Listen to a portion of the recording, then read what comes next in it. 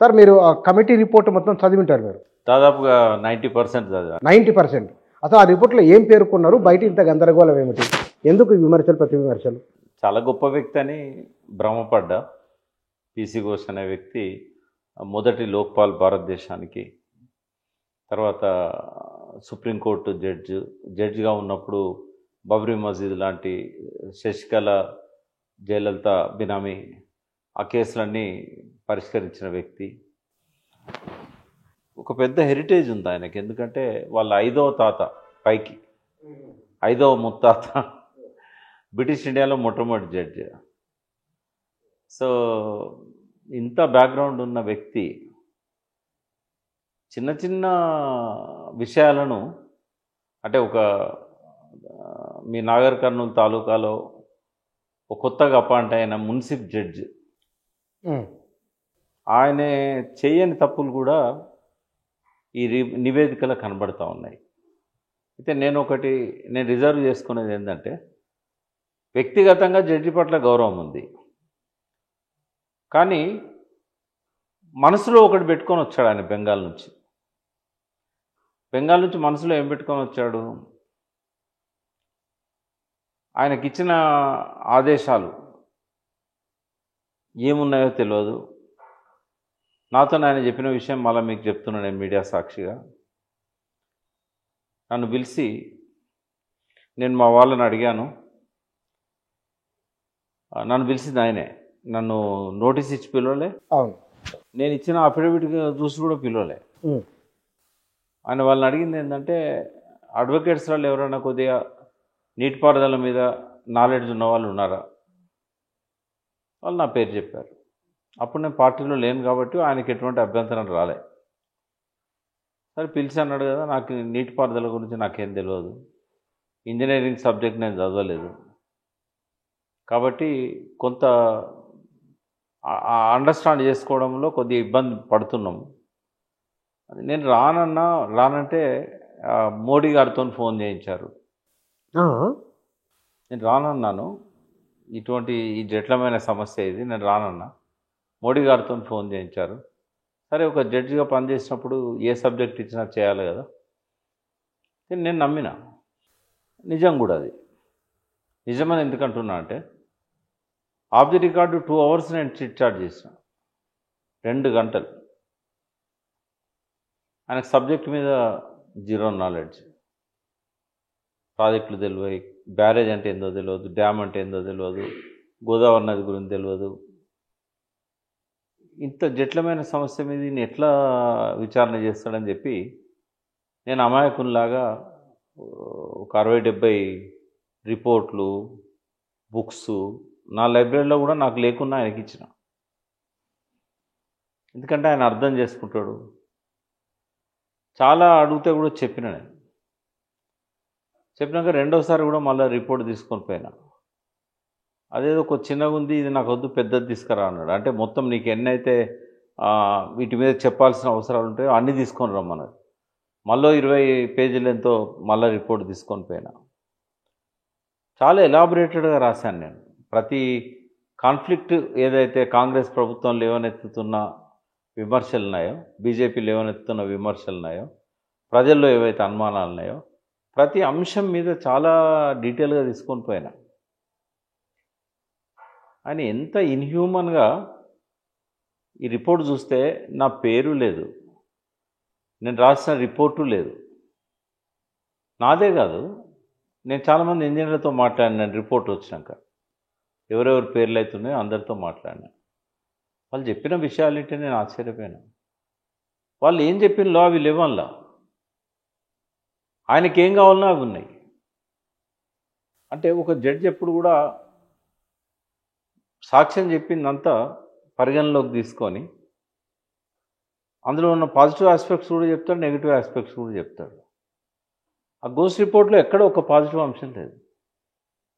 అంటే discovery channel లాంటి ప్రపంచం మొత్తంలో ఒక గొప్ప ప్రాజెక్టును కట్టిందని చెప్పి అన్ని భాషలల్లో ట్రాన్స్లేట్ చేసుకొని ప్రసారం చేసినాయి. మన సిడబ్ల్యూసి, సెంట్రల్ వాటర్ కమిషన్, అసలు ఇంజనీరింగ్ మార్వల్ అని చెప్పారు. రోడ్స్ అండ్ బిల్డింగ్ మంత్రి కొంతకాలం పాటు గడ్కరీ ఇరిగేషన్ మినిస్టర్ ఉన్నాడు. ఆయన వచ్చి కాళేశ్వరం మహా అద్భుతం అని చెప్పాడు. గజేంద్ర సింగ్ షెకావత్ సాక్షాత్తు నీటిపారుదల శాఖ మంత్రి అందులో ₹1 అవినీతి జరగలేదని చెప్పాడు ఉత్తమ్ కుమార్ రెడ్డి వేసిన ప్రశ్నకు. అప్పుడు ఆ నల్గొండ ఎంపీగా పిసిసి ప్రెసిడెంట్ ఆయన. కాళేశ్వరంలో అవినీతి జరిగిందా అంటే లేదని చెప్పాడు. ప్రాజెక్టులు కట్టిన కాడ నుంచి కూడా ఎన్నడూ పారని ఆయకట్టుకు 17 లక్షల ఎకరాలకు నీళ్లు కేసీఆర్ గారు నీళ్ళు ఇచ్చారు. ఈ కాళేశ్వరం నుంచి లిఫ్ట్ చేసి తుంగతుర్తి ప్రజలు పండుగ చేసుకున్నారు. నీకు గుర్తుండాలి ఆ సన్నివేశము. కాలువకు 2 పక్కల ఉండి శ్రీరామ్ సాగర్ సెకండ్ ఫేజ్ పూలు చల్లారు, కుంకుమలు వేశారు, జలహారతి పట్టారు జగదీష్ రెడ్డి గారి నాయకత్వాన్ని. ఇంత అద్భుతమైన ప్రాజెక్టును దాన్ని కేసీఆర్ మీద కోపంతో, కేసీఆర్కు పేరు వచ్చింది చూసి ఓర్వలేక జలసీతోని ఒక ముఖ్యమంత్రి ఒక ప్రధానమంత్రి ఇద్దరు కలిసి కుట్ర చేయడం అనేది చాలా దారుణం. ఇందులో నేను కొన్ని విషయాల్లో నరేంద్ర మోడీ గారిని అభిమానిస్తా. ఇవాళ అమెరికాతోనే ఆయన ఏదైతే భారతదేశ ఫార్మర్స్ కోసం వైరం పెంచుకుంటాడో నేను మోడీని సమర్థిస్తా. కానీ అధికారం కాపాడుకోవడానికి పక్క రాష్ట్ర ముఖ్యమంత్రి చేతిలో మోడీ కీలుబొమ్మ అయిపోయాడు. నిన్న ఘోష్ రిపోర్ట్ చూసినాక ఇక్కడ పరిపాలిస్తున్నది పరోక్షంగా చంద్రబాబు నాయుడు అనే నిర్ధారణకు 1000% వచ్చిన నేను. 99 కాదు, 999% కూడా కాదు. తీవ్రమైన ఆరోపణ మీరు పెట్టండి, తమ్మునేలు పెట్టండి. ఇక్కడ పరిపాలిస్తున్నది చంద్రబాబు నాయుడు. రెండవది, తెలంగాణ అస్తిత్వం అనేది మరొక్కసారి ప్రమాదంలో పడ్డది. బ్రిటిష్ వాళ్ళు ఈ దేశాన్ని వదిలిపెట్టిపోయేటప్పుడు రాజకీయ స్వాతంత్రం ఇచ్చారు కానీ ఆర్థిక స్వాతంత్రం ఇవ్వలేదు. ఇవ్వకుండా పరోక్షంగా లండన్ పోయి దోచుకున్నారు. ఇవాళ తెలంగాణకు స్వాతంత్రం వచ్చిన తర్వాత, నేనైతే తెలంగాణ స్వాతంత్ర దినం జూన్ 2 అంట. స్వాతంత్రం వచ్చిన తర్వాత 10 రోజులు కూడా దాన్ని సంతోషంగా ఉండనియకుండా తెలివి తక్కువ తెలంగాణ ప్రజలు ఎవరైతే కాంగ్రెస్ కోట్లు వేసిందో వాళ్ళనే అంటున్నాను. పొయ్యి మీద ఉన్నదాన్ని, పెనం మీద ఉన్నదాన్ని, అంతకుముందు ఏదైతే సమైక్య రాష్ట్రంలో 57 ఏళ్ళు పెనం మీద మాడిపోయిన దాన్ని నేరుగా పొయ్యిలో పడేశారు. కేసీఆర్ గారు ఎడ్డిగుడ్డి తెలంగాణ గారు తెలివైన తెలంగాణ అన్నాడు. ఐఎమ్ సారీ సార్, కేసీఆర్ గారికి నా క్షమాపణలు. ఇది ఎడ్డిగుడ్డి తెలంగాణే. 90% కాదు, ఒక 60% ఎడ్డిగుడ్డి తెలంగాణ ఇది. సోయి రాలేదు, సస్తున్నారు. సిరిసిల్లలో మళ్ళీ 47 మంది ఆత్మహత్యలు, చేనేత కార్మికులు. ఏ ఆత్మహత్యలు ఆపాలని చెప్పి నాలాంటి వాళ్ళం ఆనాడు కోర్టును వదిలిపెట్టి న్యాయవాద వృత్తిని వదిలిపెట్టి మేము వచ్చినామో, ఏ ఆత్మహత్యలు ఆపడానికి తెలంగాణ కావాలని చెప్పి 1200 మంది బలవన్ మరణాలకు పాల్పడ్డారో ఆ తెలంగాణను పెనం మీదకి వెళ్ళి పొయ్యిలో పడేసుకున్నది ఈ ఎడ్డిగుడ్డి తెలంగాణ ప్రజలే. సరే, ఇప్పుడంటే ఏమొస్తుంది? తప్పు చేసిండ్రు, పశ్చాత్తాపడతారా పడరా వాళ్ళ కర్మకు వదిలేస్తాను నేను. దానివల్ల నష్టపోతున్నది ఎవరు? నష్టపోయినలు? సిరిసిల్ల చేనేత కార్మికులు 10 ఏళ్ల తర్వాత మళ్ళీ ఆత్మహత్యల బాట పట్టాడు. రైతులు తమ పొలాలలో మళ్ళీ బోర్లు వేసుకుంటున్నారు. మొన్న 2 నెలలు వర్షాలు ఆలస్యమైనందుకు 100ల సంఖ్యలో బోర్లు పడ్డాయి. హైదరాబాద్ ప్రజలు మళ్ళీ ట్యాంకర్లలో నీళ్లు తెప్పించుకోవాల్సిన దుస్థితికి వచ్చింది. మళ్ళీ కరెంటు కోతలు మొదలైనాయి, యూరియా కోత మొదలైంది. ఇవాళంతా లైన్లలో చెప్పులు పెట్టుకొని వెయిట్ చేస్తూ ఉన్నారు యూరియాకు. అంటే సరే, రేవంత్ రెడ్డి అంటే ఒక రాజకీయ నాయకుడు, ఆయన ఓర్వలేక కేసీఆర్ మీద ఆరోపణలు చేస్తూ ఉన్నారు. ఆ నీళ్లతో పంటలు పండించుకున్నారు కదా 60 లక్షల ఎకరాలలో. కాళేశ్వరం నీళ్లతోని 4 ఏళ్ళల్లో 5 ఏళ్ళల్లో 60 లక్షల ఎకరాలలో పంటలు పండించుకున్నారు. ఒక్కొక్క జిల్లా గురించి చెప్తా. మీ జిల్లా మహబూబ్నగర్లో మండు టెండల్లో వాగుళ్ళల్లో నీళ్లు పారడం అనేది స్వాతంత్రానంతరం లేదు. స్వాతంత్రానంతరం గోరటెంకన్నా వాగు ఎండిపోయారు అని పాట రాశాడు. హృదయం ద్రవీకరిస్తుంది ఆ పాట వింటే. అటువంటి గోరటెంకన్న చేత్తోనే వాగు నిండి పారారా అని చెప్పి పాటలు రాయడానికి కారణమైంది. నిన్న ఉత్తమ్ కుమార్ రెడ్డి అంటాడు, 1 ఎకరానికి నీళ్ళు ఇవ్వలేదని బట్టి అంటాడు. డిప్యూటీ సీఎం బట్టి 1 ఎకరానికి నీళ్ళు ఇవ్వలేదు. మీరు చెప్పండి, నాగర్ కర్నూలు బిడ్డగా చెప్పండి. కల్వకుర్తి నీళ్లు 2014 తర్వాత వచ్చినాయా, ముందు వచ్చినాయా? తెలంగాణ వచ్చినాక వచ్చినాయి. తెలంగాణ వచ్చినాక వచ్చినాయి. కల్వకుర్తి నీళ్ళే కాదు, నెట్టెంపాడు నీళ్ళు, నెట్టెంపాడు నీళ్ళు వచ్చినాయి, భీమా నీళ్లు, కోయిల్ సాగర్ నీళ్లు. అదివరకు కేవలం జూరాల నుంచి ఒక 60-70 వేల ఎకరాలకు వచ్చేది, ఆర్డీఎస్ నుంచి ఒక 20-30 వేల ఎకరాలకు వచ్చేది. అంతే. సరళ సాగర్ లాంటి సప్త సముద్రాల లాంటి చెరువుల కింద ఇంకో 10,000 ఎకరాలు 12,000 ఎకరాల్లో ఉండేది. అంతా కొడితే 1,00,000 ఎకరాలకు కూడా నీళ్ళు రాకపోయేది. ఇవాళ 7-8 లక్షల ఎకరాలకు నీళ్ళు వచ్చినాయంటే ఒక్క ఎకరానికి కూడా ఇవ్వలేదని ఎవరు మొదలుపెట్టారు, ఎవరు పూర్తి చేశారు అనేది పక్కకు పెడితే ఒక్క ఎకరానికి కేసీఆర్ పాలనలో నీళ్ళు ఇవ్వలేదా? ఎట్లా మాట్లాడతారు? ముఖ్యమంత్రి 1,00,000 కోట్లు గంగలో కలిపిల్లని చెప్పి మొన్న ఉస్మానియా యూనివర్సిటీలో అన్నాడు, నేను అసెంబ్లీలో కూడా అన్నాడు. ఒక బాధ్యత గల ముఖ్యమంత్రి, మొత్తం రికార్డ్స్ ఆయన దగ్గర ఉంటాయి, కాకు కూడా ధైర్యం చేయలే కదా 1,00,000 కోట్లు గంగలు కలిపిండ కేసీఆర్. అసలు కాళేశ్వరం అంటే ఎక్కడి నుంచి ఎక్కడి వరకు?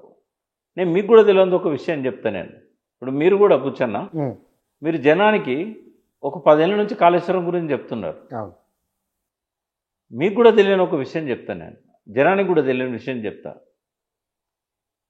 ఈ కాళేశ్వరం కింద ఉన్న 38-37 లక్షల ఎకరాల ఆయకట్టుకు మేడిగడ్డ నుంచే తీస్తారా నీళ్ళు? ఇలా 1/3 5,90,000 ఎకరాలకు మేడిగడ్డతో సంబంధం లేకుండా శ్రీరామ్ సాగర్ నుంచి నీళ్లు తీసుకుపోయే ఏర్పాటు ఉంది. లాస్ట్ లింక్ ఏదైతున్నదో 7వ లింక్, 7వ లింకును మొదటి లింకు సంబంధం లేదు.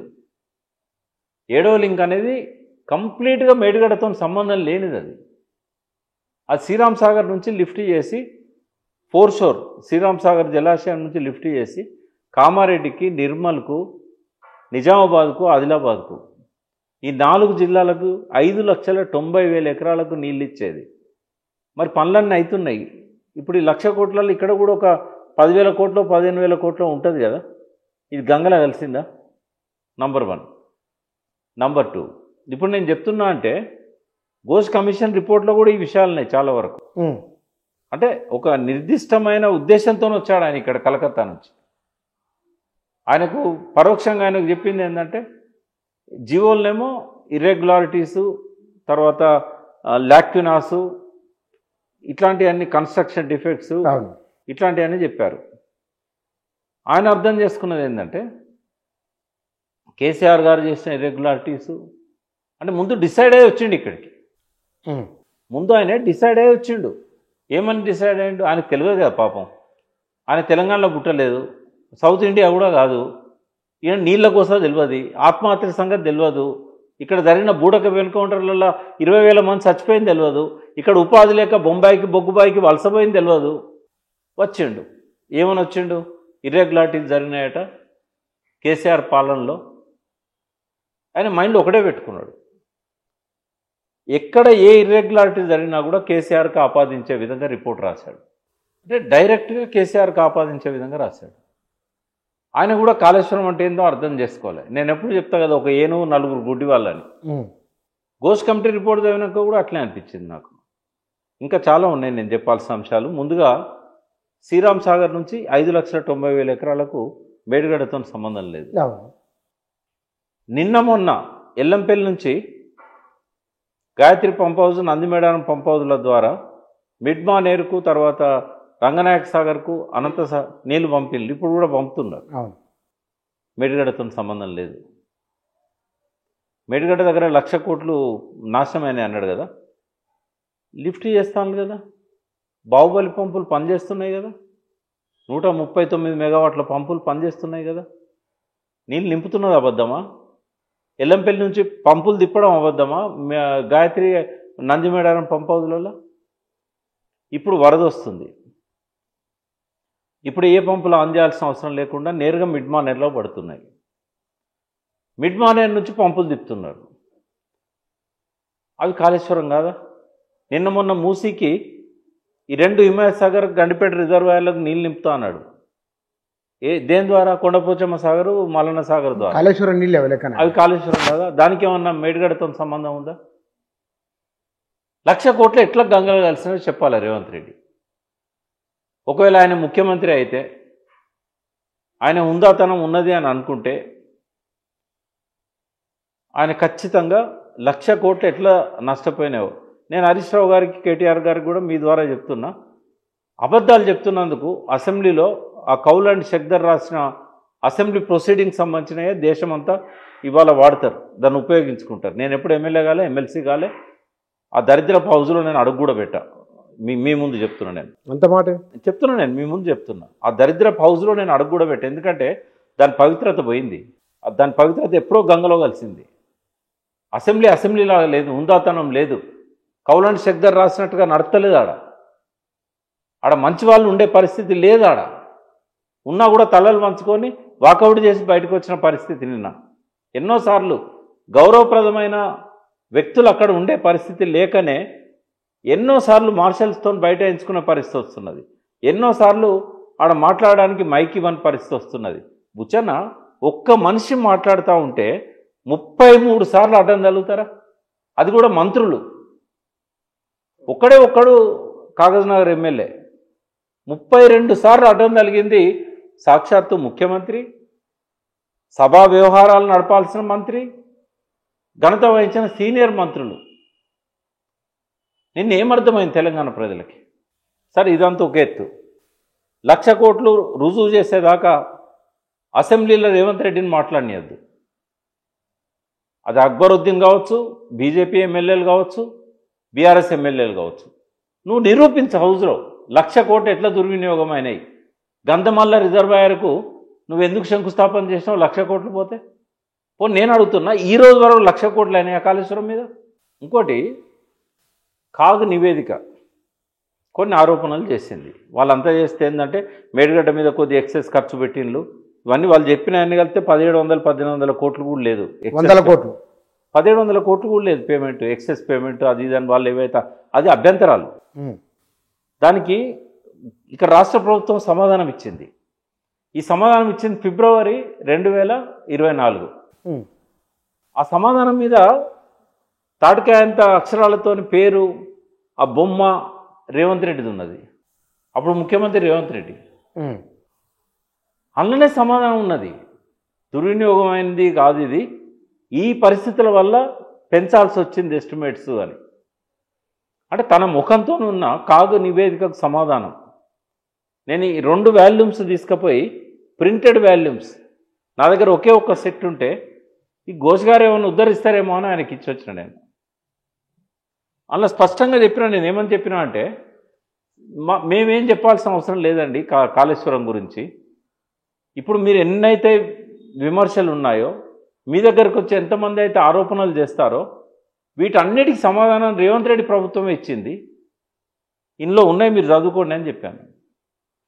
ఆయన ఉద్దేశపూర్వకంగానే అందులో ఉన్న విషయాలు ఏవి కూడా ఆయన నివేదికలో రాయలేదు.